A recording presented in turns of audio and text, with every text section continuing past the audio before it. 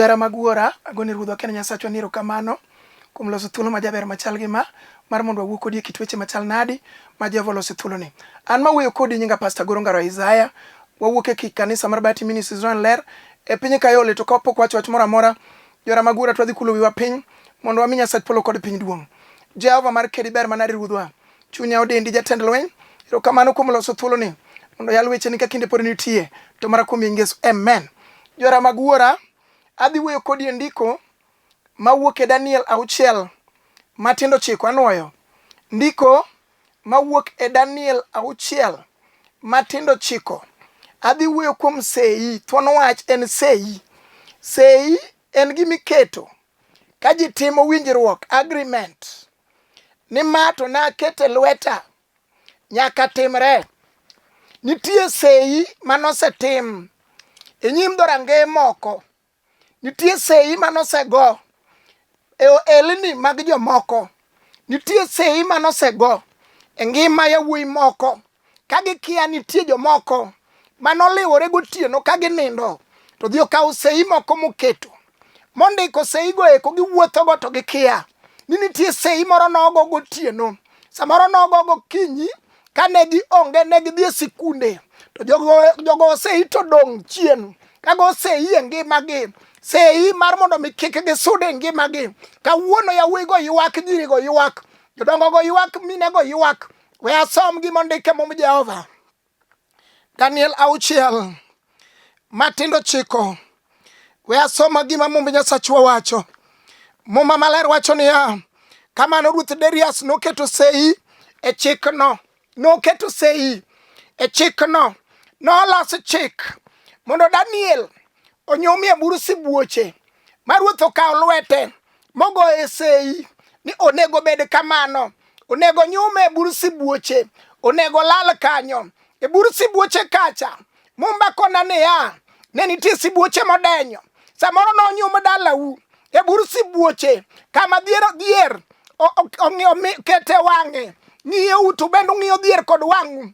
Nyithindo muodo ndelo igweno nyakodeyo. Kawuono wachiungo chier mar choke Yesu ja Nazareth makata nego sei sadi tich adi okinyi kata odhiambo sama chieng' podho. Wan kod Yesu ja Nazareth. Ondiki e Jo-Kolosai 2:14 ni norucho gima nondiki manotweyowa. Samoro nondiki mondo twe dala, mondo kata obed pith manyalo donjo e dalano kik timre, nyiri manyalo tedo kik tedi, chuo manyalo kendo kik kendi, kata mano ala moro kik sudi. Mumba kona niya, Ruoth noketo sei. Ng'ama noketo sei ok nen ng'at matin. Joma wuok mano bono miyo bi oketo sei e kit ngima mag jomoko. Ok gin joko moko mareja. Giwuok gotieno kendo giwacho ni ma to wanyalo. Kawuono ni wachungo Yesu ratego, komeko ng'at manyalo reso par ng'ato. Kata noketo sei mondo ng'ato sandre pien. Pile kod pile otere pesa ne osiptende. Wawacho ni nyalo ruch gima ondiki. Ondike Naum 1:13 nobro chodo nyororo no e nying Yesu ja Nazareth. Ng'ato bro wacho kawuono ni kata noketo sei e ohanda ni mondo kik sudi, tating'o Yesu mar loyo ma kawuono ni biro rucho gima nade mondiki e dala wa oda, kuom nyithinda, kuom ohanda, kuom gik manade kata obed pith. Duong' odok ni ratego, onge gima loyi jatend lweny. Mumba kona niya, Paulo kod Sila ka gin e jela sama nosenyumgi e jela, mowach molor nyaka dhoudi mag jela, motwe matek ma nyaka joma noloronegi nong'eyo ni Paulo gi Sila to nie jela, kendo ne ging'eyo ni jela manonyume Paulo kod Sila no kanyo to ok giniwuogie. Nitie joma noketo dala uwe jela mong'eyo ni kanyo to sei ne giketo, kendo joma nade ne giwuoyogo ma giwacho ni wuod joka ng'ane mano to nie jela. Gigeno ni jela ma intiere no isiko mwasi margi pile kod pile. Isik ng'at manade mabiro kwayogi pile kod pile. Ibed ng'at ma umbo negi pi dala uen kama ikwaye. Unonge gima dikwau kata kom man dala uo bed ni onge. Gima nade majal wuok maber dala uo bed ni onge. Nokaw Paulo kod Sila monyumi e jela molore jela motwe matek mokaw askeche mobet karito mondo kik giwuogi. Nitie jomobet karito mondo kik giwuogi e ich kach machandino. Nitie jomobet ka ng'icho mondo kik giwuogi e poverty dhier ma intiere no. Nitie jomobet karito mondo neko manie dala mano mako wuode ng'ade nyar ng'ane mano sik pile kod pile mondo yawuoyi mano somo madhi e mbalariany wuoth kod opoko rabolo e tokgi. Kawuono wakelo Yesu Ja-Nazareth moromo kata ne nyuma ng'ate jela. Ng'ato bro wacho kawuono ni jela mano nyuma ni wan kod Yesu loya maduong'. Obro yalonwa, obro kedonwa. Ondiki kawuono ni fwenya biche wang'e niwe ywak nitie sibuor mar dhod Juda en kod ratiro mar yawo kitabuno mo elgi manade manoso i kitabuno manondiki kota nondiki gi kida biriyo ni dala ni dhier kod sandruok gi masiche kod chandruok mondo mutokni madonje dala ni obed mana mutokni mag liete. To kawuono wawacho niya gibiro go about tan wadong' kod Yesu ratege pap kachielo par ng'ate lela. Duong' odogni asomo gimondiki e tich joote 16 matindo 25 muma maler mar Nyasaye mapok olo. Muma wacho ni kar diwuor tir mano otieno tir jomoko ne nindo, jomoko ne neno. Seche go nitie joma neno, nitie joma seche go bende nindo. Kar diwuor tir muma kona niya noyudo Paulo gi Sila noyudo lemo kendo wer ni Nyasaye ha joma otwe mamoko to chiko itgi winjogi. Joma otwe mamoko kara Paulo kama ne ginie jela ka nitie joma moko ma bende notwe kata plot kama initiere no samore wacho notwe to jomoko bende nitie motwe plot no. Nitie jomoko ma jela mar Kongo no mako magini bende ka giyudo musara to giko dwe nyaka gidhi gichulo suru kuonde mane ginitiere mane gihole kwong kendo gimako kabisa kapok ogol achiel mar 10 kanisa to dhi ochulo gowi mar Kongo kuma no dhi hole. Kongo go no madho poko wacho ni ng'ane tindi chwede ke chimetho kabisa onge mago onge long pod rumo. Nitie yawuoyi manosemetho ma kawuono nodok e piny mar Kaluo kawuono gichwe kode ji e tie aore ni ka gichwe kone mon makia kata mana to githumo kisungu madongo mag Oxford mbalariany madongo. Kawuono wakelo Yesu ng'at manyalo chudo nyorore lwete ng'ate lela ma ng'ato unen mawach ni tija manorumo Jehova duoko na nyithinda mosebedo ka kome pierot ka oganda Jehova duoko na tedo na manorumo Jehova duoko na ohala manorumo Jehova duoko. Muma wacho niya kar diwuor tir Paulo gi Sila noyudo lemo kendo wer ni Nyasaye ka jomotwe mamoko to ochiko itgi winjogi kane gipo ka piny oyiengni matek mimise mar jela ondekni mise mag twech madalau kama no oketie sei ni dala ni mor gi kwe ok nobedie dagni kwe ok nobedie. Jehova wacho ni mise mag jela go biro ndekni kawuono. Mi wachna bende arus manatimo arusi ni kod ndhadhu mi wachno alamana olo ne lon ohala ni bro sudo e nying Yesu Ja-Nazareth. Mi wach ni nyithindo mananyuolo an bende kawuono ginyalo konyo dalawa. Owadwa kawuono wawacho niya nyaka joma noketo ni road block ni dala wuok nyal rieny kaka mier mamoko. Wach ni kawuono chung nikech mise mag jela manotweyo godo kit ngimana biro yiengni kawuono bro ndek ni koluongi Yesu Ja-Nazareth ma kawuono bro dok dalawa mabati biro rieny e dalawa kata ne wajogo otong'o. Yesu biro loko mano gimomiyo nyalo loko. Okawo Joseph ma wuod Jakobo kogole jela ng'at motwe lwete kod ratege ogole oko. To kogole oko to kokete mana ni minister kene okete prime minister. We aler kar prime minister en ng'ama duong'. Jehova ok bi goli kama intiere piny no ero obro goli from grace to another grace. Obro goli from grass to grace. Mano Nyasaye mar polo piny kama ji nenie no Jehova bro golie. Mano Jehova nisi Ebenezer Elgibo Jehova Shalom obro goli kanyo makata nondiki ni karuok no sudi to bro goli kanyo to tingi malo to keti prime minister madala makata ji nodagi magwengu makata ji nodagi mar polodu makata ji nodagi mar kamileme makata ji nodagi. Joseph notwe kowetene nodagi mowacho ni matwanyu gimang'eyo jera magwura Joseph kano nyumie jela wetene kano dok dala gini ne ging'eyo ni macha to ng'amo nyumie jela macha ng'amo twe macha ng'amo moko macha ng'ama ni anete machanga manie chong kara gima Jehova to ne loso. Jehova ok nene jajela. Jehova nene no ngama bro bedo prime minister. Kawuono ni tijo maneni ka odi kata onge giminyalo bedie, giminyalo chami ode, giminyalo rwaki bende onge. Kara Jehova loso prime minister. Wacha ni kawuono ni Jehova biro loko nyinga. Tich maonge go Jehova nigo. Nyithindo maonge go ruoth nigo. Wang'e ng'at mano loko nyinge Sarai. Mokwongo loko nyaka nyinge bende no loko. Kar mondo luonge ni Sarai luonge ni Sara. Merwa wa ywak Jehova digi nyithindo. Mobiro miyi lela ka piny neno. Ma ini bende yud ng'at minyalo oro. Loko nyaka nying Ana. Dongo dog ni ratego. Oparo Ana sami nyiere. Ka ji dhi aora inyiero Sara. Ka ji dhi moto inyiero Sara. Ka ji dhi rego inyiero Sara. Ahero jok ma piny no nyiero. Ma Jehova gole e pidh yugi. To keto chiemo kod ruodhi. Kawuono ni ka ng'ato ang'o dhi nyime Jehova. Ka ywak kode pi wang'e. Wacho ni Jehova kawuono ni iloko nyinga ma ji ong'eyo. Imiya nyinga manyien e lela ka piny neno. Poko deko mondo Nyasachwa mondo lok nying ng'ato. Poko deko mondo Jehova mondo chung ng'ato e lela kama ne nitie kama ne pidhi buru e pidhi yugi kama ji neno. Jehova nyalo loko mano e lela ka piny neno. Wang'e Jakondo mula ng'at mano loko nying Jakobo kone ni wuod Isaka kawuono ok chak luonge ni Jakobo, iluonge Israel, ng'at mogwedhi. Mane Jehova ma wang'eyo, ng'at manyalo mako bad ng'ato. Oparo Daudi ma wuod Jesse kani kwath. Jehova ogole kwath kanyo kawuoyo ting'o kede. Jehova wacho niya, iolo kuome mo. Mane ng'at ma Jehova loso mobedo ruoth. Kawuono ni poko deko mondo Nyasaye ochung kod ng'ato, mondo rese ng'ato, mondo oum ng'ato, mondo par ng'ato, mondo gwedho ng'ato, onyalo ting'o ng'ato malo. Wacha ni kawuono odiechienga ochopo ma Jehova nyaka tim naono. Poko deko Nyasachwa ok mondi be ok oreti. Dongo dogni mumba kona niya, karodi wuor tir mano tich jote 16:25. Karodi wuor tir Paulo gi Sila noyudo lemo kendo wer ni Nyasaye ka jomotwe mamoko to chiko itgi winjogi e kane gipoka piny yiengni matek.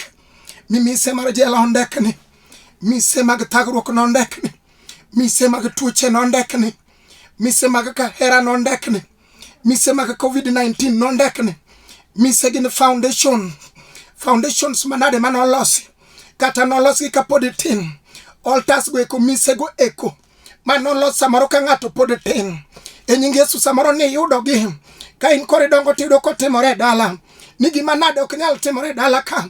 Kawuono wacho ni ya Jo-Kolosai 14 onyalo rucho gima nade manondiki kata noketi sei girombo mane ewi got mane ewi bungu mane ei bungu mane ei bungu kanyo ema Yesu wa iluongo ni ya ni yien makelo ngima kata ne dhigo sei no e buo pi piny kanyo emiluonge Yesu wa ni pi makelo ngima. En ang'o manotem godo Lwanda motame loyo? Teme ane gi ich kajino kawuono. Teme ane go ala no sani. Teme ane kod koso tich no kawuono. Teme ane kod koso nyathino sani. Kibiro kimolo mateke nyimi Yesu hono. Kiwacho ni ja paradiso kata nego sei. E dala wae oda kuom nyithinda. Kawuono biro iri jatelo yieng mise. Mag gima nade maketho kod kit ngimana. Yieng mise ratego, yieng mise kawuono. Yienga mise gi kawuono. Mondo gindekni magi kethre magi rum chutho. Ondike Mathayo 15:13. Ni gimora mora mawura manie polo ne oko pidho. Ibiro pudh oko kawuono wabiro pudhe. Dongo dogni. Jeremia 23 Matindo 29 wacho ni wach Jehova Elgibo, wach Jehova Nisi, wach Jehova Yahweh. Ochalo mach, ochalo nyundo mabaro Lwanda matindo tindo. Be Lwanda mane manochung' nyim dharanga ng'ato ibiro bare kawuono ni. Magi manade manondike kanyo ibiro ruchi kawuono ni. Ondike Isa 22 Matindo 25 ni chieng' no ma en kawuono tinende sani musmal manogur matek ibiro pudh oko e nying Yesu Ja-Nazareth. Kawuono ni ondike e Jeremia 40 Matindo 4 ne kawuono agolo nyororo oke lweti. Bed ni nondiki ni nyororo bed e dalau ma e dala no ero nyiri tedo to duogo. E dala no yawuoyi kendo to mon a. E dala no ali chungo to luar makata olne gi lon to gelwara luara. E dala no ka nyithindo somo to kochope klas makama to manyiri mako ich samoro nondike kane podu onge. Ondiki e Jeremia 23:25 ni wach Jehova Nisi Yawe Adonai Ebeneza Elgibo. Wach ni chalo macho, chalo nyundo mabaro lwanda matindo tindo. Kawane majino kawuono chim godo dalau. Kaw nyundo no sani chim godo andi. Iwacho ni nyingi Yesu ja Nazareth. Atayo kidi manade manuchung ka. Kendo kawuono ni nyaka wuogi misende nyaka wayiengi e nyingi Yesu ja Nazareth. Emmanuel Romo, Siburo Romo, Ratego Romo, Yesu Romo. Dungo dogni. Mumba wacho niya. Efwenya dek matinda boro. Aketo dhote mbele ni. Maonge ng'ama nyalo loro. Kawuono Jehova bro keto dhote mbele ni makata no ket sei. Ubro keto dhote mbele ni. Maonge ng'ama nyalo loro. Makata ne ket sei chon. Kapok no nyuoli. Kata no se nyuoli. Oko ket sei no. Wan kod jatend lweny. Mumba kona. Engeche 30. Matindo 30. Ni Yesu amwadendo ni. Ma en sibuor. Oloyo ledu to teko de teko. Soma gima wachono. Yesu mineno waluongo kawuono ni. En sibuor. Oloyo ledu to teko de teko. Ngeche 30 matindo 30. Mane ng'ama wakelo kawuono. Makata dala ne ndike sei. Pod joma nade sadi. Ticha di kata ne uonge. Wanto koro sani wadonjo.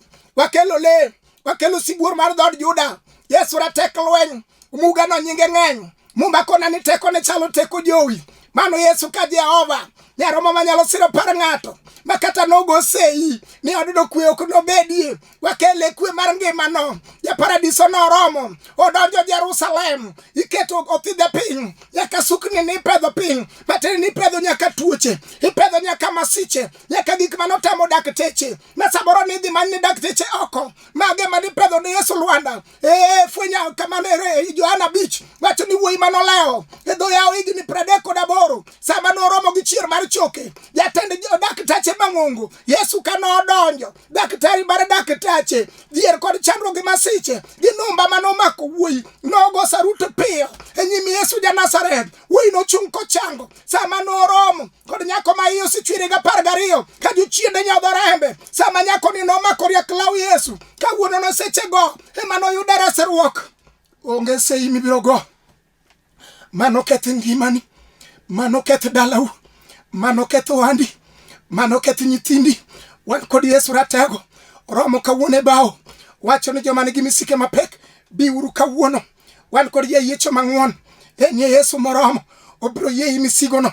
Ondike Zaburi 81 matinda 6 ni kawuono ni chieng' no anagolo odheru mar ting' mapek moketie goku. Wach ni Jehova kawuono kata nokete sei gol ting' mapek moketie goka mondo kawuono an bende kami yude mier mosudo mbele we oyude dala wakanyo kami yude nyiri motedo we mondo yuda kanyo kami yude yawuoyi mokendo we mondo yuda kanyo kami yude udi makwe nitie we mondo yude oda kanyo kami yude yawuoyi ma Jehova ting'o malo we mondo yuda kanyo obro golo ting' odheru mar piny mapek moketo piny samogolo odheru samogolo moketo piny to ji te nyaka ne mawach na dier gi manyocha chando ng'ane en orumo. Nitie joma tuoche osendik kuom gi tuo makato kalo but chemist to ja chemist luonge kawacho ni nyar ng'ane yadhi moro me jamadho ga dwe ka dwecha en asekele ayie migo kata gowi ibiro chula kiyudo matin no sendik tuo kuomi. Wach ni kawuono igolo dheru mar ting' mapek kuoma okachaka bed jatuo kendo ng'ama nade joma nade manogo sei kuoma nyaka kwamie tuo nyaka kwamie jela kano golo Joseph bendo gola kawuono kano loko nyinge Jakobo bendo loko nyinge kawuono kano loko nyinge Sarai loko nyinge kawuono kano loko nyinge Ana loko nyinge kawuono. Dongo dogni iber jatend lweny iber jakono mula ng'ama oselo ipok nyowa neno. Yesu ber manari Ruodh Polo chunya odendi jakono mula ibiro locho ne jogi moyie. Ang'eyo ni Yesu nyalo ja paradiso nyalo. Isaya 45 wacho niya Jehova wuoyo kod Ruoth Kuros ng'at moseyiero okone nase mako badi makora chwich kata osiepe notamore mako badi nekech nogo sei moro kuomi. Nitie Jehova ma jayuoro onyalo yuoro mobio mak ng'at bado makora chwich momak badi kama onge ng'ama nyalo make badi moting'i malo ma ji chung ka nono ma wach ni ma be wude ng'ane ma bende nyar ng'ane mane Jehova mwang'eyo. Isaya 45 Isaya 45 Mungu Nyasachwa wacho niya, ai gwege ni jatend lweny, chunya odendi jakondo mula, pare mama mokwamo ni ruodhwa, pare jaduong' moleo ni ruodh kedo. Isaya 45 tich mane Ruoth omiyo Kuros. Ruoth Nyasaye wacho ni Kuros niya, Ruoth moseyiero niya, asebako badi ma korachwich, wacha ni Jehova osemako bada, ohanda ka osemako bada, sombe nyithinda osemako bada, dak na itedo na kendo na osemako bada, nyithinda obro mako badgi, kuom masiche mopondo Jehova bro mako bad joga. Muma wacho na osemako badi ma korachwich, mondo ilo ogendini manie nyimi. Ogendini ok en ng'at achiel, kata giywar ka gia north, south, east nyaka west. Mano ok chandwa, wan kod Jehova Elgibo, ng'at manotelo ne jo-Israel kawuok e piny Misri, ka Farao ne nie tokgi kod tonge mamil. E mbelegi ne nitie nam makwar, bathgi ne nitie nyaka gode mogangre, bathe kumachielo noting'o bunge man kod thuonde gi le maricho. Mane kama Jehova ma jayuoro noyuore. Sama ng'ato moke korot miwacho ni wan ane, mane kama inene Jehova Elgibo. Sane ma Jehova nolose yo kama yo onge, e dier nam kama yo onge Jehova nolose nam. Ka Farao ne biro noluwo yorno, ka chunye paro ni mano bende nolosene. Nitie joma biro luwo bang'e ka paro niya, kaka Jehova teri no gin bende gibiro luwo kanyo, ka gimanyo mar mondo mi wuod ng'ane mondo mi ochak olwar kendo. Jehova biro tieko gi nikech Muma wacho niya, Farao kod gigene mag lweny gi jogene mag lweny mano bedo trendigni mang'eny. Ka gilawo bang' jo-Israel, jok ma Jehova oumo, ne gilal duto te. Wach ni kawuono Jehova jok mamuluo bang'a, kata en Farao kod joge mag jolweny, Jehova ibiro mako bada ma korachwich. Ibiro mialo lweny nyaka wasigu mochung' mbelena, nyaka tuoche mochung' mbelena, nyaka dhier mochung' mbelena, nyaka chandruok mochung' mbelena, nyaka gope mochung' mbelena, nyaka masiche mochung' mbelena. Muma wacho niya, mondo ilo ogendini manie nyimi, kendo iketh teko mag ruodhi, miyaw dhorangeye gi dhoudi, maonge kata achiel manodong' kochiegi. Anatel nyimi mondo apie gode mogangore, mano Jehova Elgibo, mondo pie gode mogangore, kata gode go iluongo gi nang'o, mano ok lich e nyime Jehova, mano tinga mang'ongo komeko. Obiro pio gode mogangore, kata gode go nogangore, mineno gi kuma bor. Jehova biro pieyo gode go, kata ineno gi loka machielo, kata ineno gi nyaka e bura ma unitie mar mine. Ineno gode mogangore mbele di kaka ionge lewni, ionge mor, ionge kwe, ionge chiak e nyim joma moko. Jehova ikore mar pieyo gode go, gode mogangore go eko, kata inene ka en nyathi ma onge. Jehova biro pieyo gode go, kata ineno ka odno ero dalano, kata mana gima ber manyalo wuokie onge. Samoro guogi lile manie dala to gik minyalo pidhi nyaka chiaye to notamore. Jehova ikore ni kawuono biro pieyo gode mogangore go eko, e nying Yesu ja Nazareth. Nyaka dala mani gwene odeyo, mani chame kuone thing, Jehova nyalo leso kawuono. Jehova nyalo ting'o malo kawuono. Nyasachwa nyalo paro kawuono. Jehova nyalo loko nying dalano, Jehova nyalo loko nying ng'atno. Sei mano go ok lich e nyim Jehova Shalom. Wan kod Yesu Lwanda, marembe norucho, enie teko, enie nyalo, enie kwe. Nyasaye mapok olo, Ruoth mar lala, en kanya kwar Jese, ng'at morome musalaba, enitie jakondo mula. Dongo dogni, anto anatel nyimi, mondo apie gode mogangore, anatur dhorangeye molos gi mula, ma kendo anang'ad lodi mag nyinyo, anami mwandu mopandi e mudho. Mano Jehova wacho, obiro mi mwandu mopandi e mudho, obiro mi mwandu mopandi e mudho.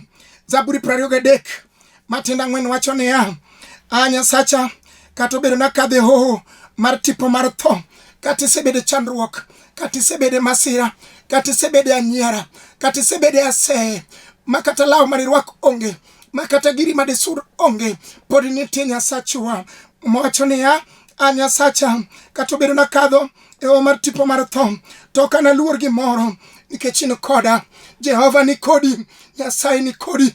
Wadhi kodi lamo sani, kiting'o bedi ni malo, kiwacho ni Ruoth kawuono kata nego sei, Ruoth in koda, Jehova biro chung' koda.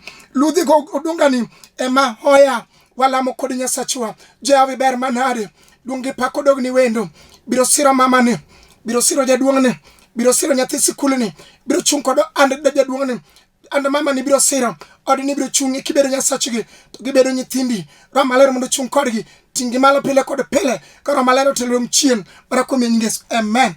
Jora magura jodala mageno, an mawuoyo kod nyinga Pastor Goro Ongaro Isaiah. Awuok e kanisa mar Bahati Ministries Israel Ler e piny Kayole. Namba na madang iyudago en 0733 79 49 10. Anuoyo, namba na madang iyudago en 0733 79 49 10. Namba na machielo en 07 kendo 07 to 70 53 76. Anuoyo, namba na machielo en 07 kendo 07 70 53 76. Mad Jehova majasir joge osiru kawuono, osiru kiny. Olunga jae